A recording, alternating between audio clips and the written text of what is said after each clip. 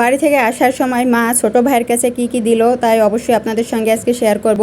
পুরো একটা বস্তা ভর্তি দিয়েছে। তো এখানে দেখতে পাচ্ছেন নানান ধরনের সবজি, আরও কিছু জিনিস দিয়েছে ফ্রোজেন। তো সেগুলো হচ্ছে আমি ফ্রিজে উঠায়ে রাখছি, এইগুলো আর কি আপনাদের সঙ্গে শেয়ার করতে পারি নাই।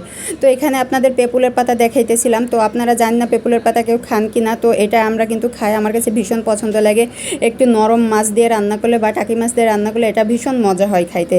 তো আগে বলে রাখি, যদি আমার ভিডিওটা ভালো লাগে অবশ্যই কিন্তু আমার পেজটি ফলো করে দেবেন আর লাইক কমেন্ট শেয়ার করতে ভুলবেন না।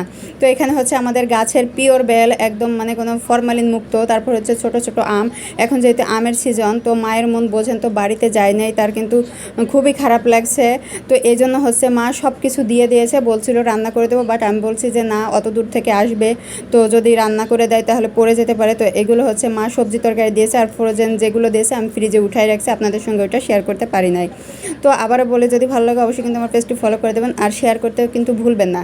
তো এই যে আমাদের গাছের বেল, গাছের কুমড়ো, তারপর হচ্ছে কলা, তারপরে নারকোল, কলার মোচা, কচুর লতি, বই, মানে এদিকে বই বা লতি যেটাই বলেন না কেন আপনারা, কচুও দিয়েছে, আরও দিয়েছে চাউল। মানে মায়ের মন বোঝেন তো, সব সময় কিন্তু এরকম করে। তো এইগুলোই মা দিয়েছে, তাই আপনাদের সঙ্গে শেয়ার করলাম। টাটা, বাই বাই, আল্লাহ হাফেজ।